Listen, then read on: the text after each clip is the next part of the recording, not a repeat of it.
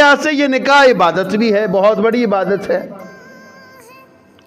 और अल्लाह रब्बुल आलमीन के यहाँ सबसे बड़ी जो चीज़ है मुआशरे में, मुआशरती सुकून और इस्तेहकाम, मुआशी व मुआशरती सुकून और इसका इस्तेहकाम। अल्लाह ताला फसाद को पसंद नहीं करते, लड़ाई झगड़े को पसंद नहीं करते। मुआशरे में इस्तेहकाम रहना चाहिए, और निकाह के साथ जो सुकून और इस्तेहकाम आता है वो बेनिकाह की ज़िंदगी से नहीं आता।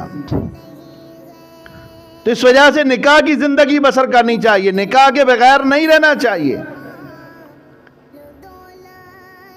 रसूलुल्लाह सल्लल्लाहु अलैहि वसल्लम ने फरमाया, जब तुम्हारे बच्चे बलूगत को पहुंच जाएं, फरमाया उनका निकाह कर दो। अगर तुम निकाह नहीं करोगे, अगर वो गुनाह करेंगे, उस गुनाह के जिम्मेदार तुम होगे, वालिदैन के सर के ऊपर उसका गुनाह होगा, या मुआशरे के जो बड़े लोग हैं उनके ऊपर उसके गुनाह की जिम्मेदारी होगी, जो उसमें रुकावट पैदा कर रहे हैं उनके ऊपर भी उसकी जिम्मेदारी होगी।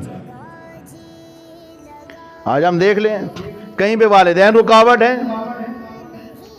ये एक अजीम इबादत थी, इस इबादत में रुकावट पैदा की गई। कहीं पे वालिदैन रुकावट है, कहीं पे हुकूमतें रुकावट बन रही हैं, कहीं पे हमारे मुआशरे के लोग रुकावट बन रहे हैं। खाम खा के अजीब व करीब किस्म की पाबंदियां लगा रखी हैं निकाह पर। तो जो जो रुकावट इसमें पैदा कर रहे हैं, ये इस बदकारी के सब बड़े बड़े इसके मुजरिम हैं।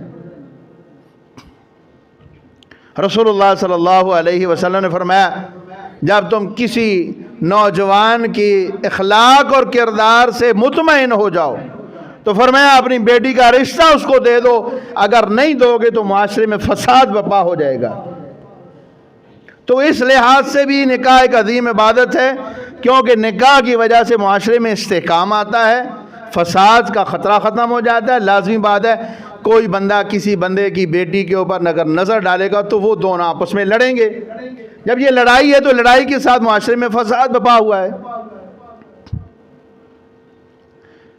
तो ये फसाद अल्लाह ताला को पसंद नहीं है। अल्लाह ताला इसी वजह से हुक्म देते हैं, रसूलुल्लाह सल्लल्लाहु अलैहि वसल्लम इसी वजह से हुक्म देते हैं कि जब बच्चे बलूगत को पहुँचे, और ये जो 18 साल की शर्त आप लोगों ने रखी हुई है, आपकी हुकूमतों ने रखी हुई है, ये गैर शरई है। इस्लाम में इसकी कोई हैसियत नहीं है। कुरान में कहीं नहीं लिखा हुआ, हदीस में कहीं नहीं लिखा हुआ।